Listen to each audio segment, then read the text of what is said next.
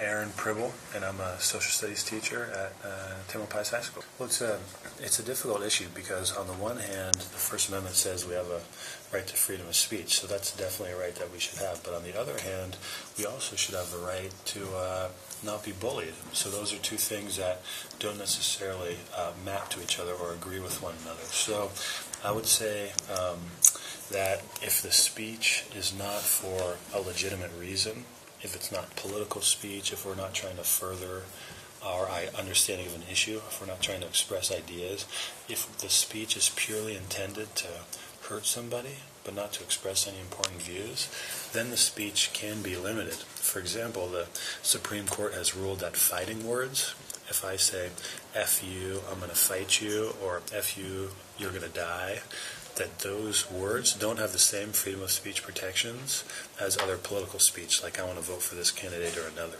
So I would say that if my words are solely intended to bully someone, that's when there can be some restrictions on what I say. Well, cyberbullying is much like regular bullying. Traditional bullying means there's an imbalance of power, so one person has got some power advantage over another.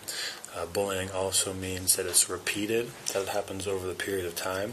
And thirdly, bullying also makes one essentially feel bad. It's malicious, intentional behavior that's abusive, that makes somebody feel insecure, poor, or otherwise. So those three things still apply to cyberbullying. It's the same thing, balance of power, it's repeated, and essentially it makes somebody feel bad. And that's basically applied to the internet, to social networks, to anything that's found online. Freedom of speech is the right to say what we want when our speech is free. Now that applies to a lot of things.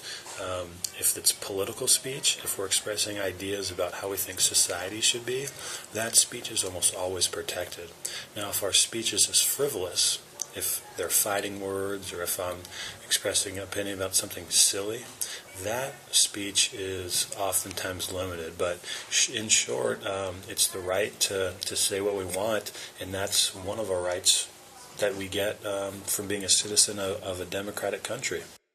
Or writing stuff on someone's Facebook page, or Yik Yak, or Ask FM, if they're saying just hurtful things over and over again, like someone is a slut, someone is a whore, you should just go die, those ideas that the person is expressing, they don't serve the betterment of society. They don't make people think about important issues in a different way. So I think that type of speech crosses the line between from free speech to cyberbullying. And I think when that happens, then people should be punished for it. Now, what's the right punishment? I'm not sure necessarily. It is a crime. I think it should be a crime. But the question is how much? Now, there have been cases where teenagers, even preteens, have committed suicide because of bullying. So if I'm someone who cyberbullies and that person commits suicide, should I be held partly responsible for that act? I think I probably should be. So depending on the result of the cyberbullying, the punishment can be quite severe.